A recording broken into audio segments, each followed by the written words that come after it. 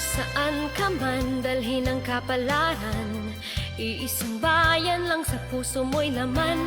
Pinagmulan at babalikan, konting tiis na lang, at hanggang sa araw na yan ay asal.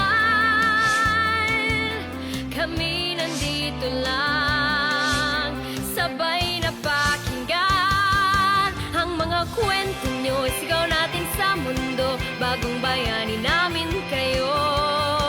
Sipag at tapang nyo, hinialay sa mundo, sinasaludo namin kayo. Pilipino, itaas ang noo, ipagmalaki mo ang galing nyo, isigaw sa mundo.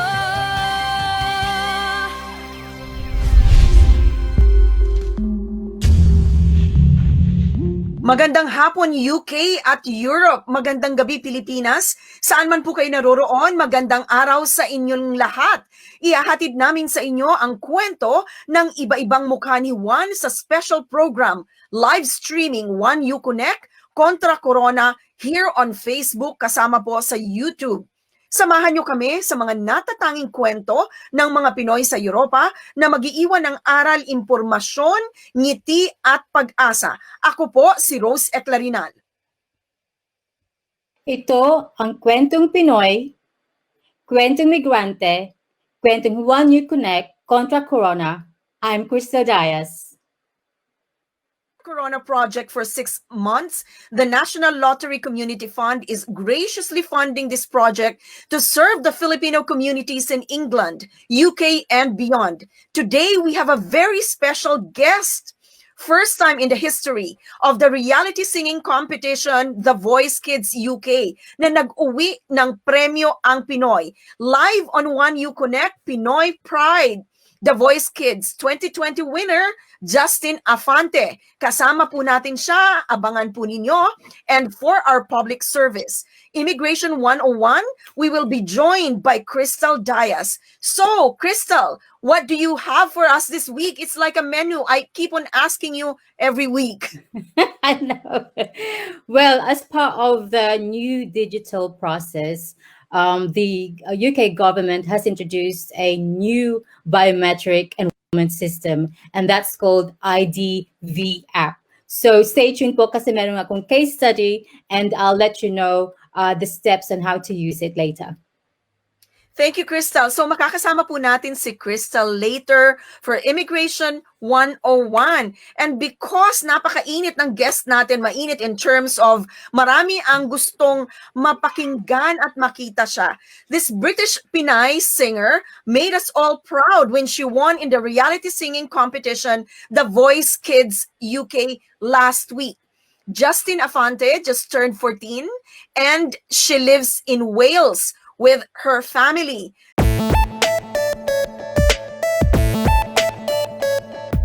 Justine Afante, welcome to JUANEUKONEK. Magandang araw sa iyo. Hi!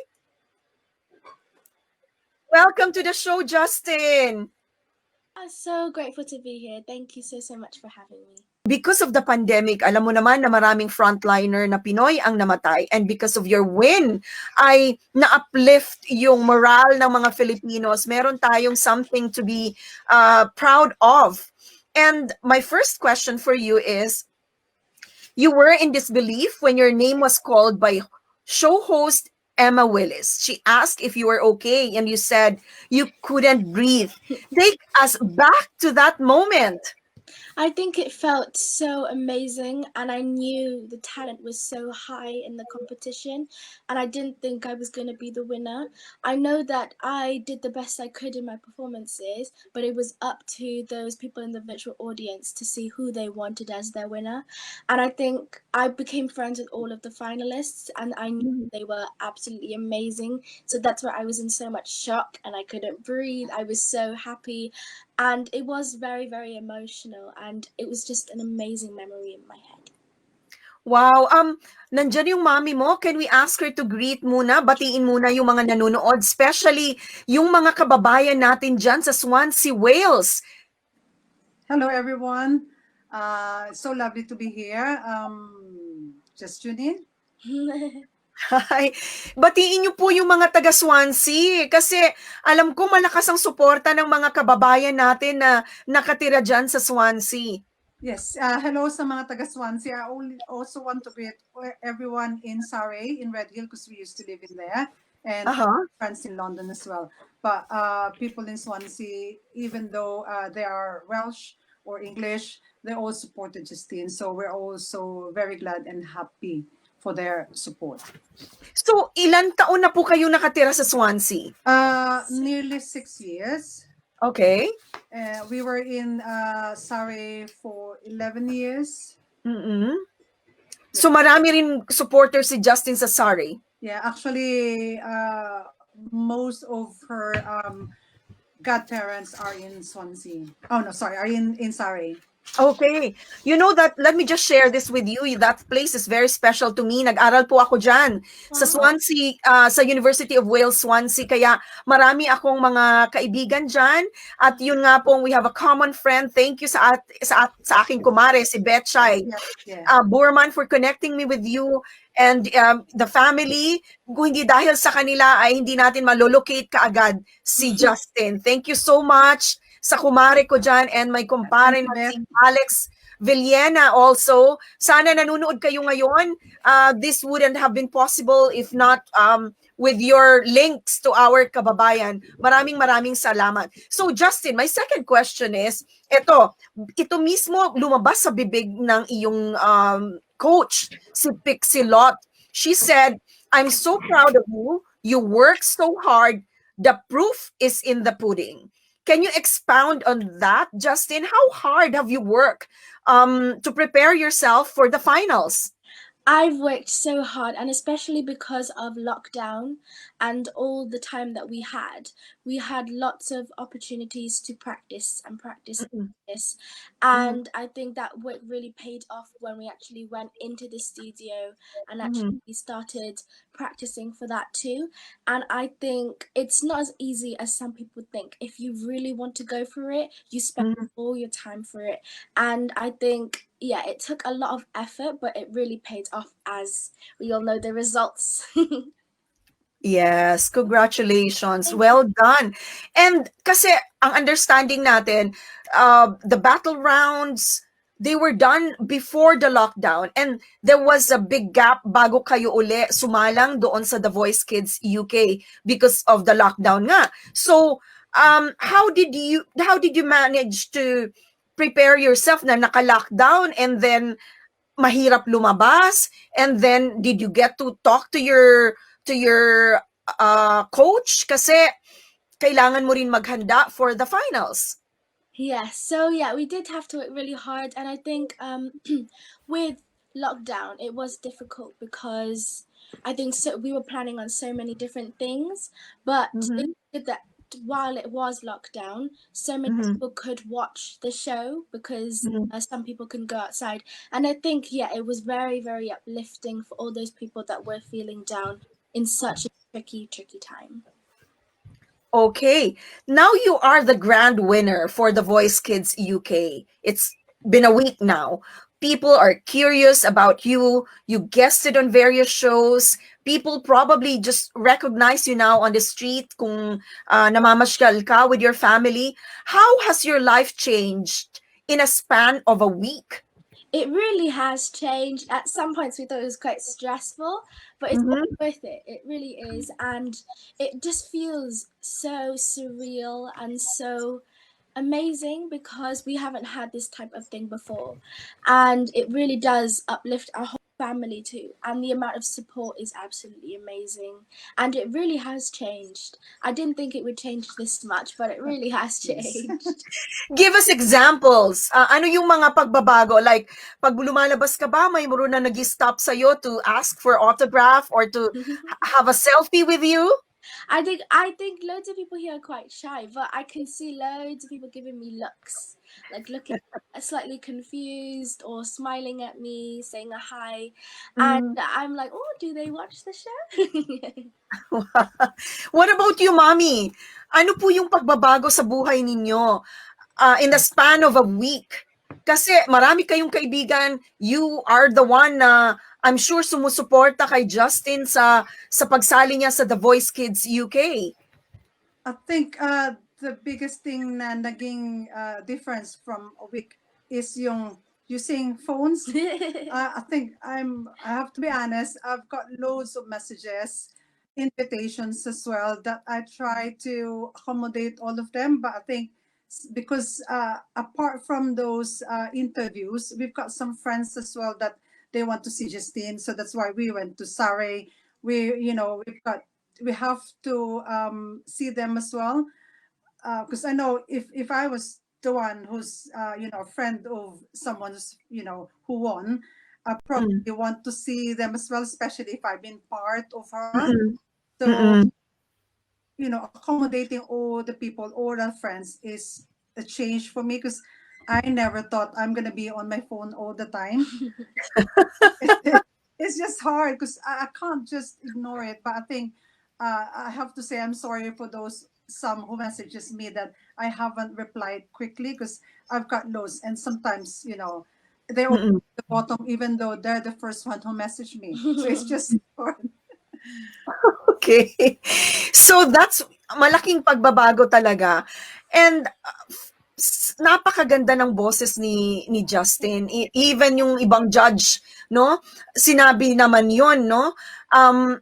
Itong sinabi ng coach mo na si Pixelot. I know how much you have grown. You didn't know you could hit notes. You're singing notes higher than Beyonce.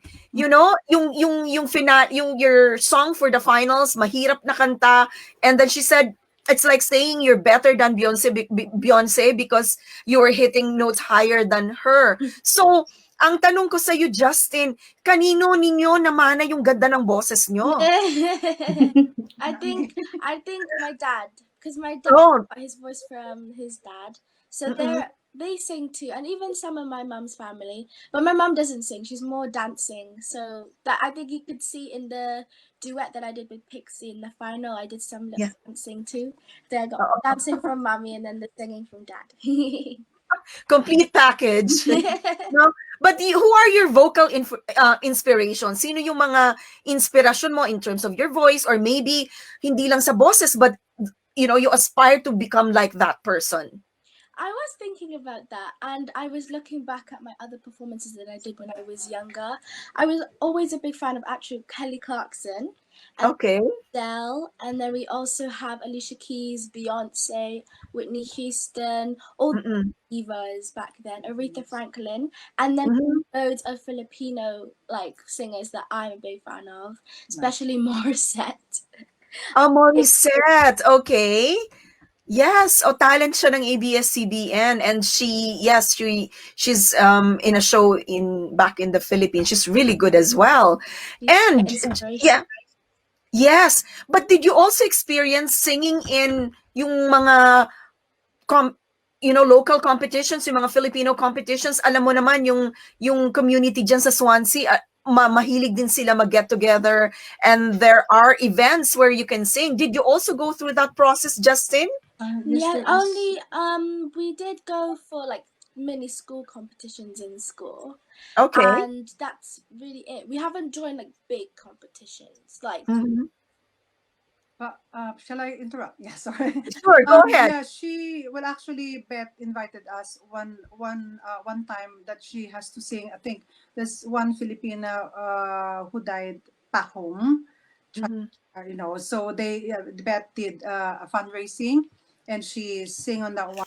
And then she was invited as well by Beth in Filipino Barrio Fiesta in here in Wales as well. But because didn't happen, and at that time we know that she's already in the Voice Kids, but we haven't told anyone.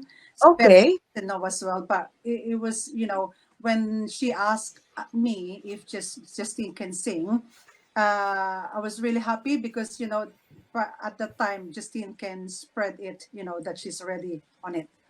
But Okay. But it didn't happen. no. Oh, I see. It was Oh, July supposed to be. July because nga of the lockdown na. Yeah. Okay.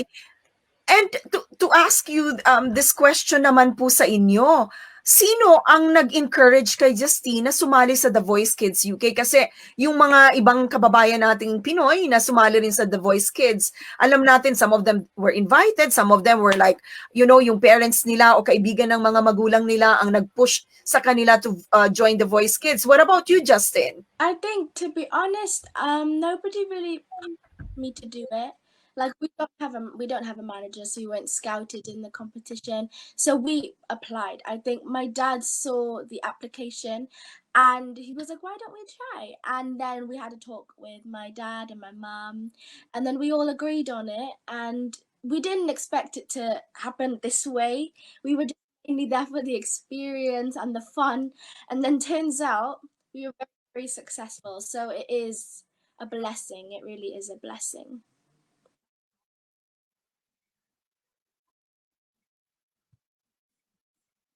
Mommy. Most of the time, I think it's her habit, always singing in her bedroom and when the toilet. I think Okay. she started it when it was, locked down. She Oo. singing in there, and because she's singing high, it is nice for her to practice in the toilet because because the echo and the acoustics are really Okay.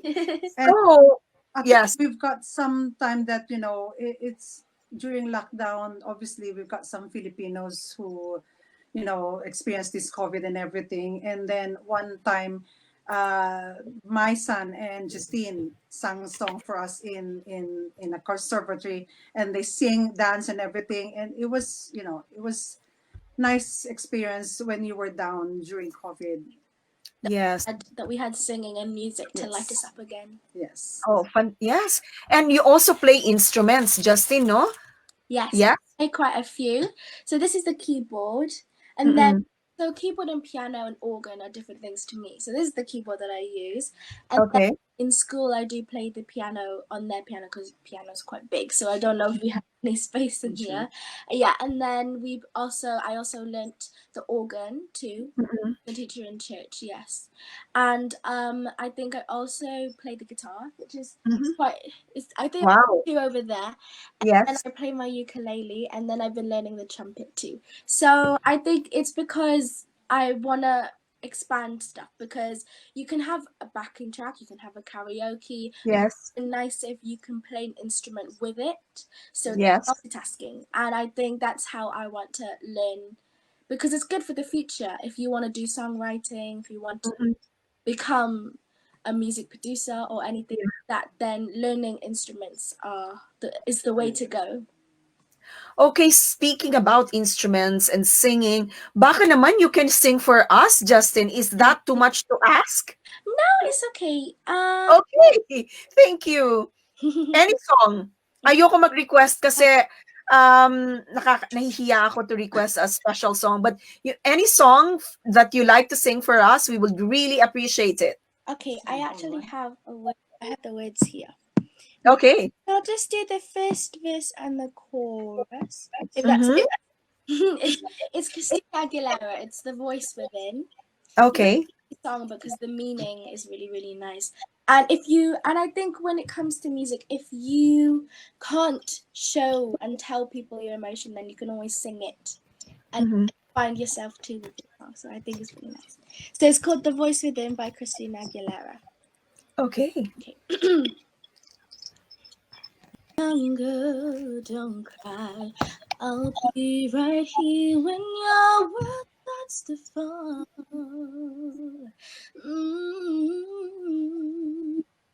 Young girl, it's alright. Your tears will dry. You'll soon be free to fly. When you're safe inside your room, you tend to dream of a place where nothing harder than it seems. No one ever wants or bothers to explain of the heartache life can bring and what it means when there's no one else. Look inside yourself like your oldest friend. Just trust the voice within. Know then you'll find the strength that will guide your way, and you will learn to begin to trust the voice within. Thank you.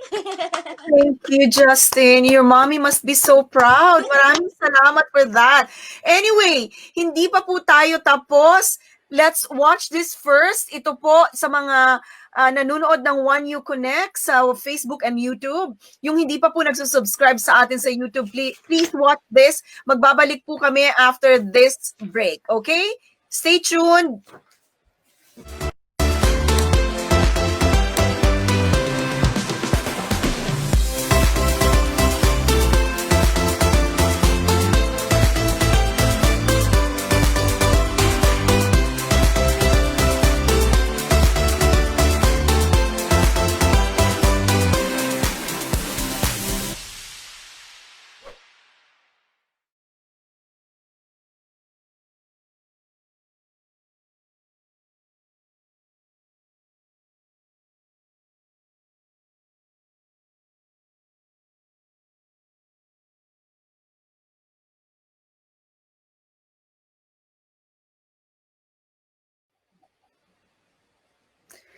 Hi! We're back! Nagbabalik po ang JUANEUKONEK. Nandito pa rin po tayo sa programang ito. And kasama natin live po mula sa Swansea, Wales, the Voice Kids 2020 winner, Justine Afante, at ang kanya pong mami na si Rinea Afante. Yes, back onto the show.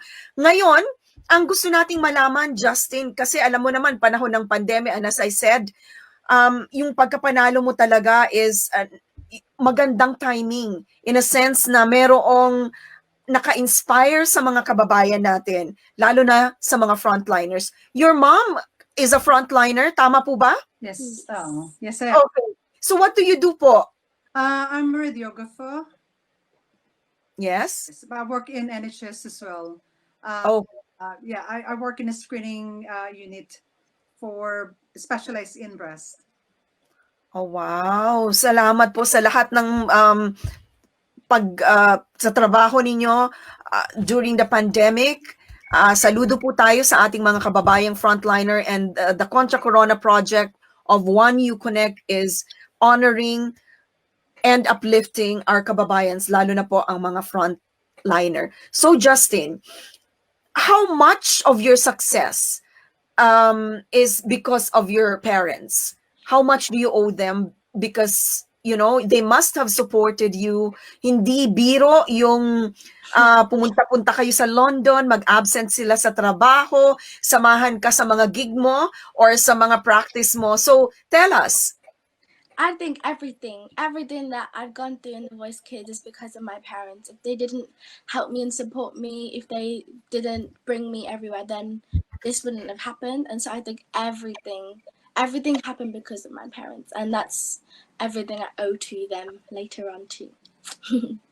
Oh, i-correct din po natin, or maybe you can, you want to expound on it. Si Justin, pati na yung mga 5 finalists sa The Voice Kids will go to Orlando as a prize. Tama po? Yeah, the Yes. four. Yes. Yung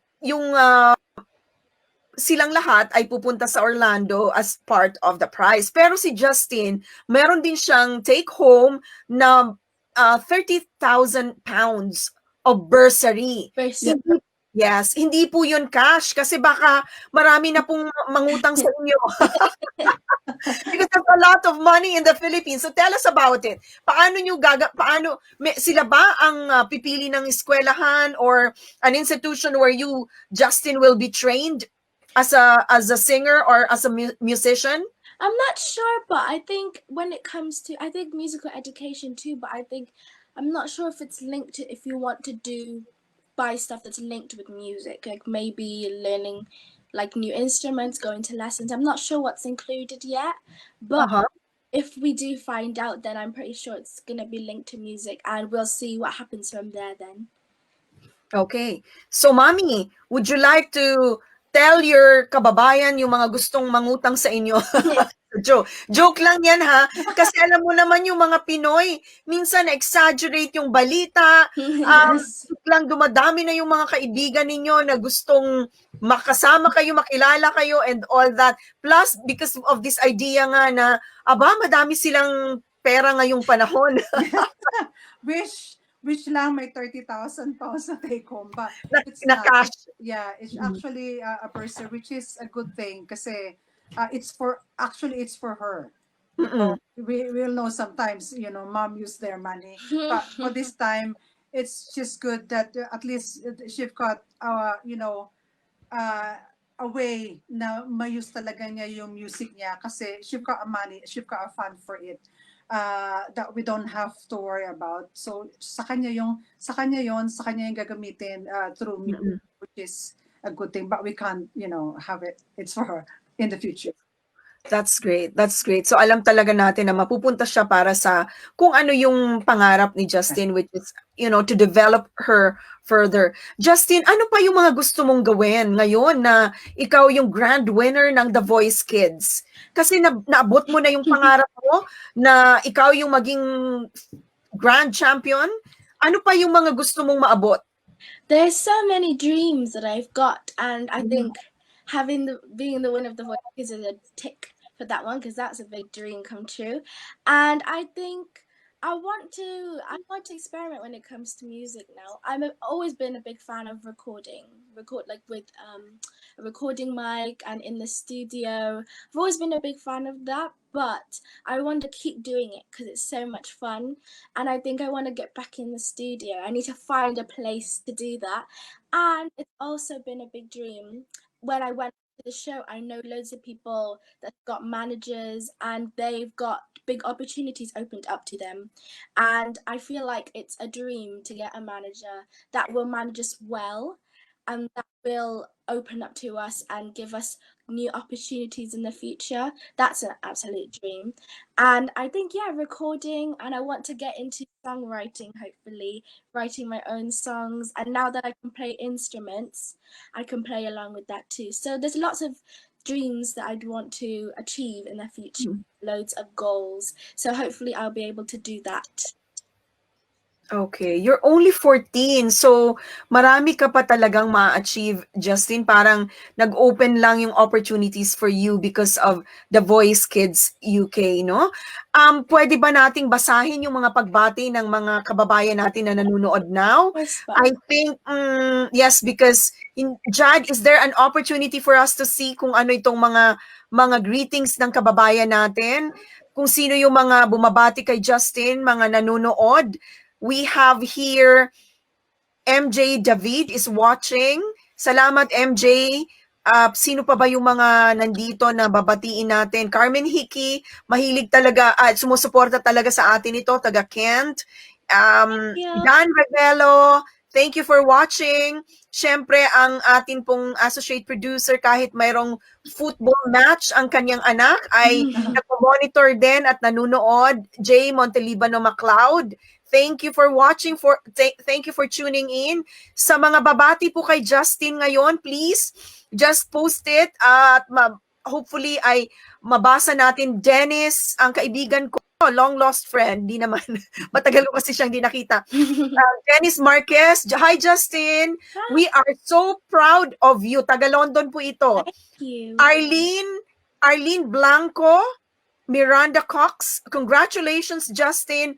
watching from London also. How about yung mga taga Swansea? Nasaan yung Swansea force natin, mga kaibigan natin dyan sa Swansea? You know, Swansea is really one of my favorite places in the UK kasi nga po, nag-aral ako dyan, tumira ako dyan, marami akong kaibigan, and the Filipino community dyan ay masyadong close-knit. You know, lalo na yung presidente nila na nag-retire na at umuwi po sa Pilipinas. Ang ating kaibigan, Junjun Medran, nasa London ba kayo, Junjun? Wow, congrats, Justin, watching here. Maraming salamat po sa inyo. Mag-message po kayo. But can I just say now, na yun pong mga mag-stick to us dito kay sa panonood ng JUANEUKONEK, mamimigay po kami ng Mitch Disunya mask.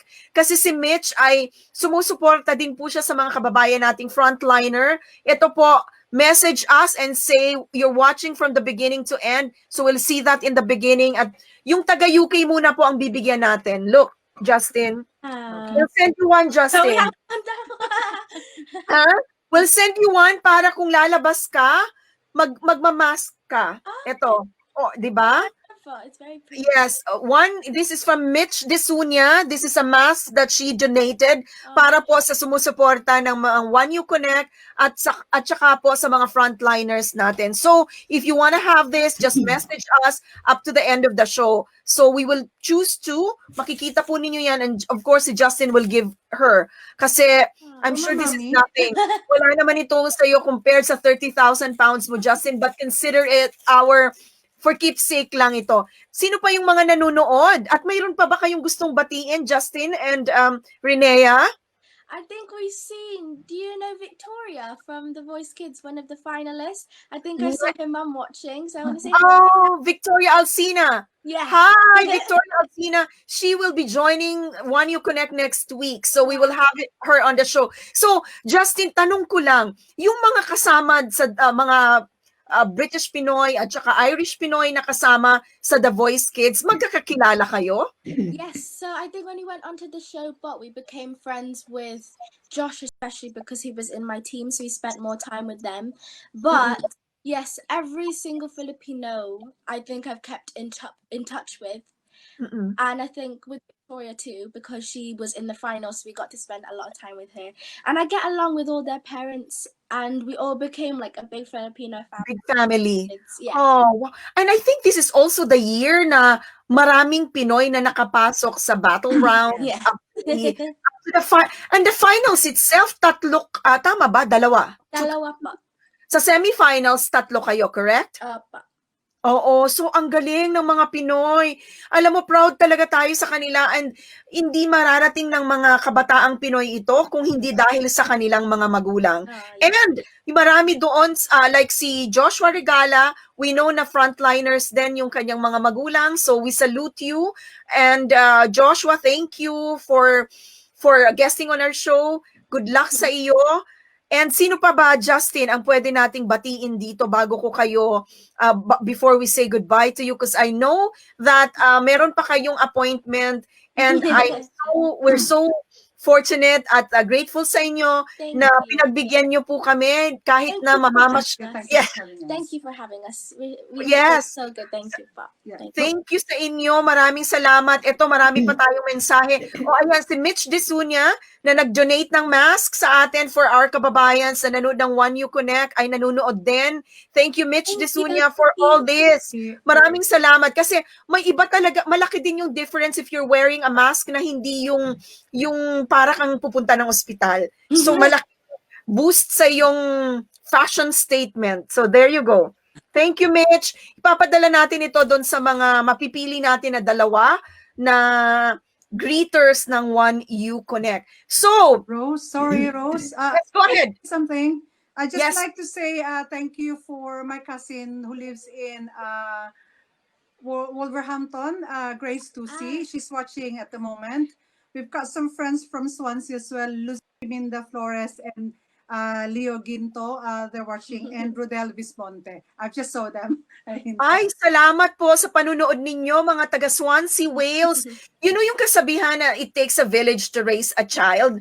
I think for the Filipino community, it's so true kasi yung mga events po natin like yung singing contest, mga barrio fiesta natin, maliit o malaki, it provides a platform for the kids to develop their talent. At syempre, dahil nasa community, sa Filipino community tayo, ay tumutulong po yung mga kababayan natin. Masipag sila mag-promote ng Filipino talents.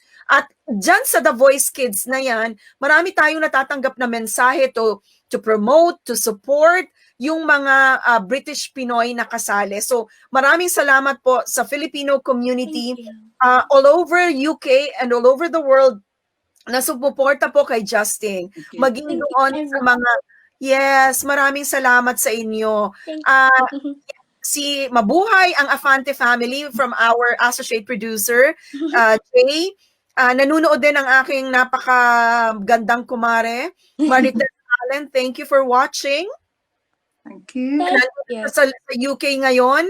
And yung mga hindi po natin nabate na mga taga Swansea, Wales at mga kamag-anak, kaibigan ni Justin, maraming salamat po sa inyo for supporting Justin and for tuning into the show. Kaya lang, limitado po yung oras natin, kaya meron pa po tayong isang segment, Immigration 101. So Justin, siguro kung may maidadagdag ka pa, ang tanong ko sa iyo at sa mami mo, ano yung takeaway mo? What have you learned dito sa journey mo sa The Voice Kids UK that you would like to share sa mga kababayan natin, especially yung mga kabataan na gusto rin marating kung ano yung narating mong success?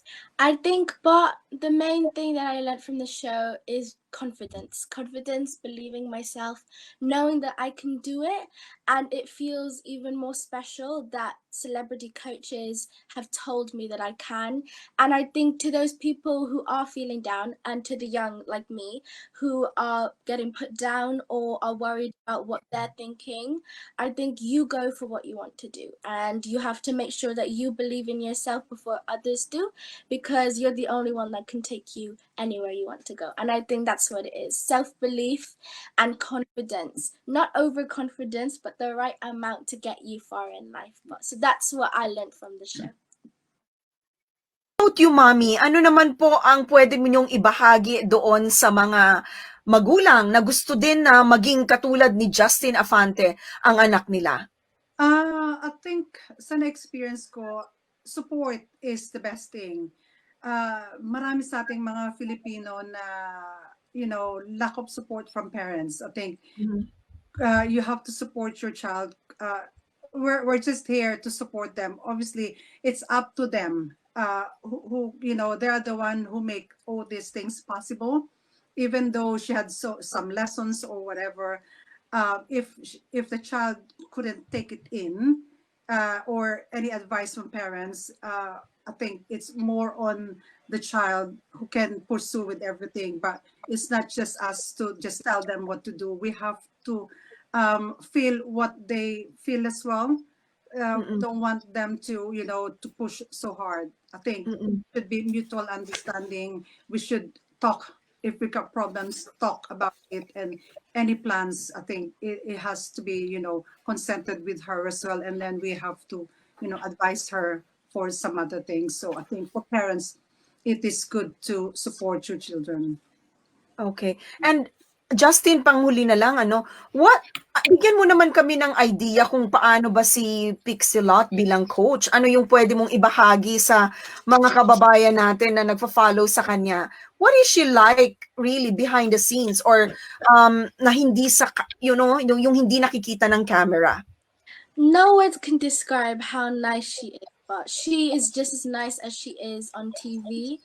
And she is an extra confidence boost. And not only that, her voice is absolutely amazing too. And I was very lucky that I got to sing with her.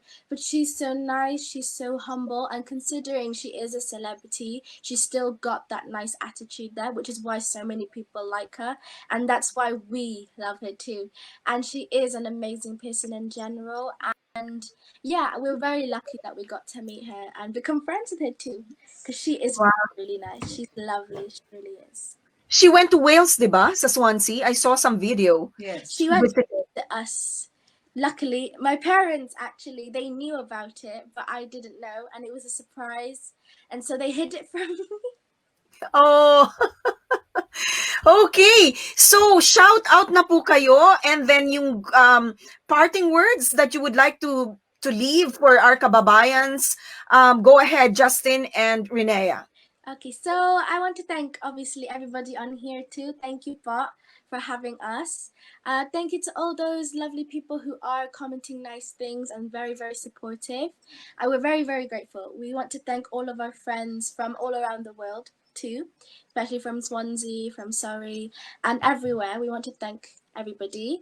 And also our cousins in the Philippines and our family in the Philippines and all the Filipino supporters out there, because I think it was really, really nice that we got this opportunity to have a success in the UK, and it really shows that we're all together in this, and it shows our Filipino pride. So thank you, everybody, and I'm so grateful for everything. Thank you. And Mommy? I think sinabi niya na lahat. Well, thank you. It's just so nice na at this point, iba yung pakiramdam ng mga tao, especially during COVID, na we all know marami yung hindi nag-successful in life due to COVID. And this is one thing that really good happened to us. I think we just thought 2020 is going to be hard for us. But now, because of this, we thank you, Lord, for giving these opportunities to help us, all the Filipinos, uplift. It's a Pinoy pride. I can't really explain it, but we're so happy with all your supports. Rose, thank you. Beth, thank you. And everyone in there, thank you for having us. And it's so nice that we can just, voice it out, how proud we are and how happy we are for all your support. Thank you. Maraming salamat po, mga kaibigan. Thank you so much for... Yes, go ahead, Justin. Salamat lang po. Salamat. Maraming salamat po. So, we had on the show Justine Afante and Rinea Afante.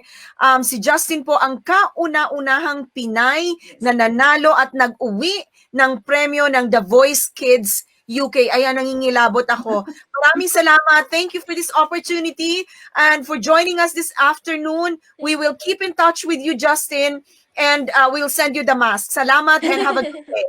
Magbabalik po ang JUANEUKONEK. Bye! And sa iyo rin. Yes, Mommy, of course. Thank you. Bye. Bye. See you later. Okay.